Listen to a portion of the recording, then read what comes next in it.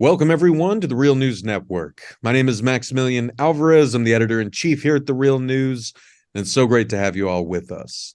The Real News is an independent, viewer-supported, nonprofit media network. We don't take corporate cash. We don't have ads, which means we need each one of you to become a monthly sustainer so we can keep bringing y'all coverage of the voices and issues you care about most. Just head on over to therealnews.com/support and donate today. We are recording this on Monday, November 14th, and as we speak, the largest workers' strike that has taken place in the United States since 2019 is underway at campuses across the University of California system.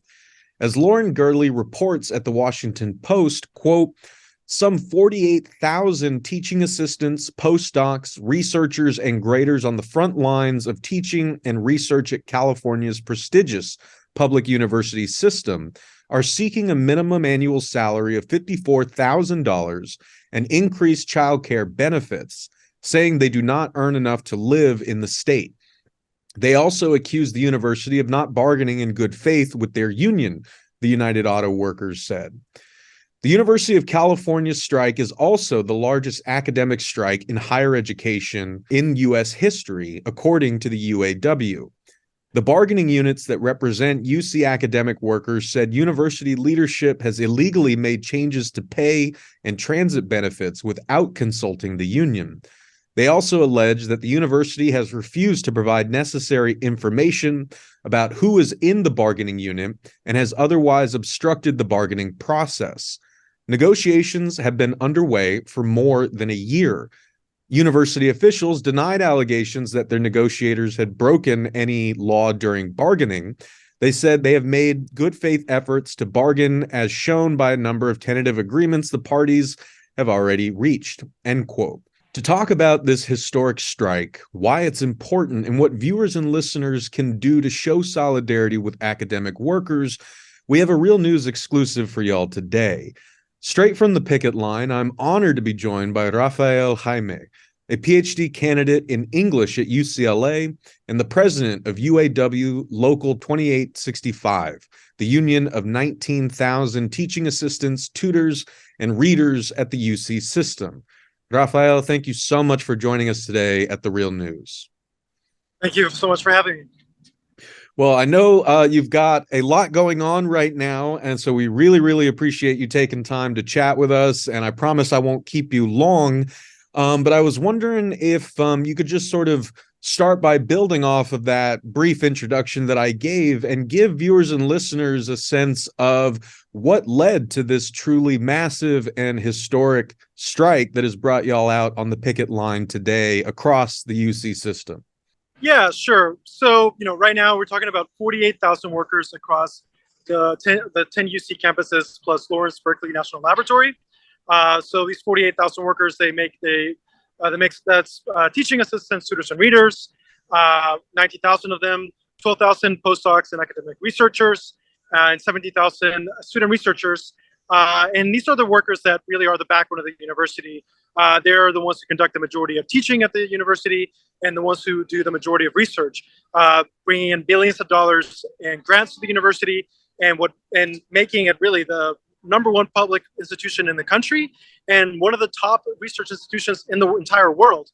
But despite the many contributions that we make to the university really has not been valuing the work that we bring to the university.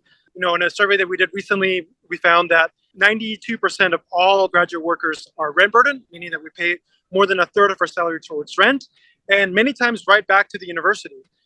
With postdocs, that's 60% of them are rent burdened. And even more troubling, we found that over 40% of all graduate workers pay more than half of their income in rent. And again, many times directly back to the university. So we're really talking about, a university that knows exactly how much we pay and then takes half of it back right into their own pockets. And so, we've been bargaining in some cases for over a year and making some really transformative demands that really address the crisis that is at hand here, a crisis that pushes many people out of academia to prevent the University of California from being a truly public institution that serves California. And despite making these demands, that could really make the university a much more inclusive and equitable workplace, the university has been dragging its feet in bargaining and even breaking the law, engaging in direct dealing, refusing to provide us information that we need in order to bargain.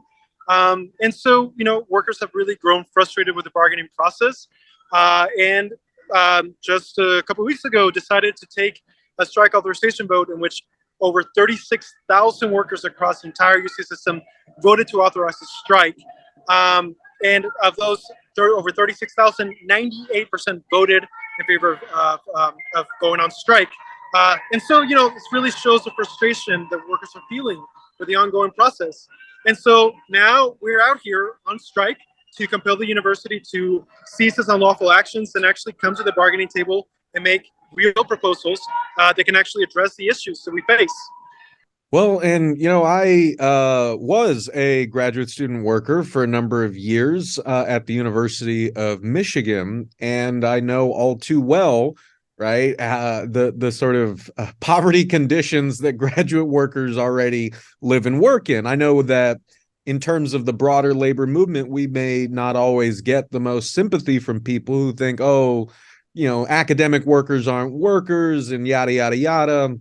And we don't have time to kind of get into all that crap. Hopefully everyone watching and listening understands what Rafael is saying, and that it is, the graduate student workers, contingent faculty who make these university systems run. Without all of the labor that they do to grade, to teach classes, to do research, to run labs and all that stuff, the universities would not exist. They would not function. So I'm asking you all watching and listening to please at least put your prejudices aside for a moment and think about the living and working conditions that the people who make these universities run, what they actually are and what they mean for the people who work there.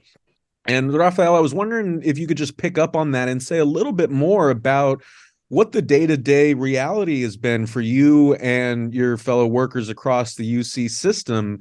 Because, I mean, you're at UCLA. LA is already a very, expensive place to live. And now we have this cost of living crisis that is making it untenable for people to pay rent, to buy groceries and stuff like that. So I was wondering if you could just say a little more for viewers and listeners about the conditions that graduate student workers are striking against right now and what the response from the university has been when you've raised these issues. Yeah, sure. So, again, like the average graduate worker at the University of California earns $24,000 a year. $24,000 a year when rent and university-owned housing itself is $1,600 for a studio.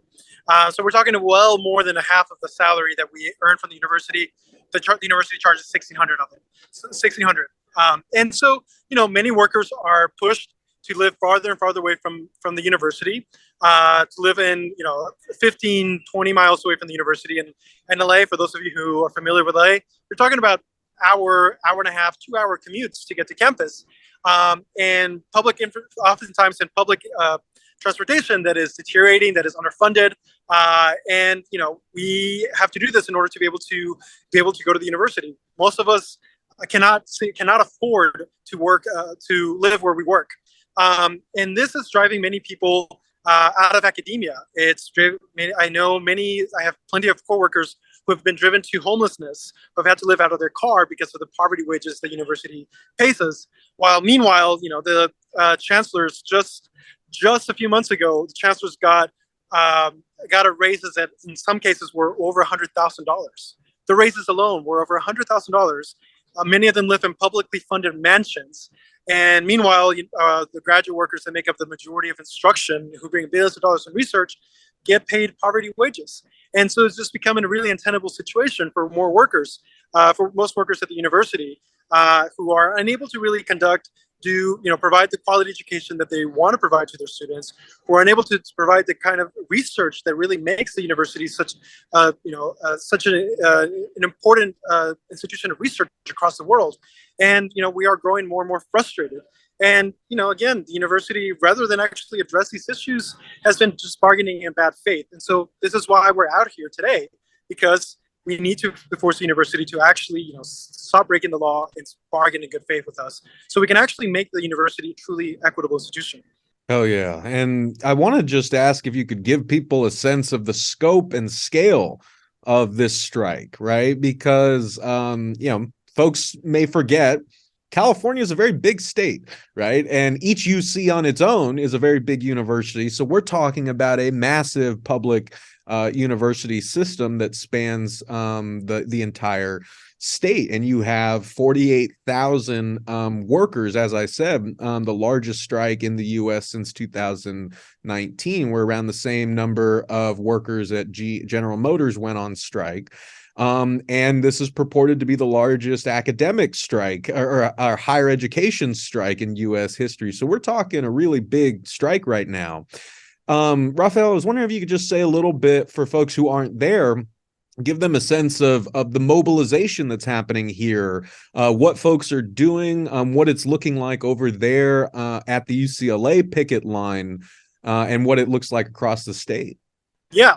So yeah, again, 48,000 workers.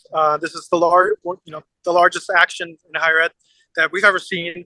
And this is University of California is the largest university system in the United States. And it's also one of the largest employers in the state of California. So really, this is massive, and it really has the potential to transform public higher education across the entire country. The standards that we set in our contracts really are going to have an impact across all of their contracts, bargain and other universities. So really do have a potential here to transform higher education. And right now, picket lines started at 8 o'clock in the morning. They are really high energy. They're across all UC campuses, including Lawrence Berkeley National Laboratory. And people are really energized. They're energized because they really want to see change in their working conditions and are tired of the university's inaction in face of the really crisis that we're facing across the University of California. Well, and on that note, like I said, I know I got to let you go so you can get back to the picket line. And I just wanted to end, as we always do here at The Real News, by asking you what folks watching and listening in California and outside of California, what folks can do to show solidarity with you and your fellow workers across the UC system right now. Yeah, so workers are going to be out here, as long as it takes to force the university to stop breaking the law and bargain with us in good faith. And so really they're going to need support on the picket line. If folks want to support, we encourage them to go to the fairucnow.org website. There they can find other ways to support the picket line, whether it's donating to our strike support and hardship fund, whether it's going to the finding picket line locations so they can join the picket line itself. And then just sending letters of support. People want to hear, people in the picket line could really, benefit from hearing from other folks around the country, hearing their support and that they're behind us. Because again, this is a fight, not just for our better working conditions, but for the future of public higher education. So that is Rafael Jamie, a PhD candidate in English at UCLA and the president of UAW Local 2865, the union of 19,000 teaching assistants, tutors, and readers at the UC system. Rafael, thank you so much for joining us today on The Real News. It's been a pleasure. Thank you. For everyone watching, this is Maximillian Alvarez. Again, before you go, please head on over to therealnews.com/support. Become a monthly sustainer of our work so we can keep bringing you important coverage and conversations just like this. Thank you so much for watching.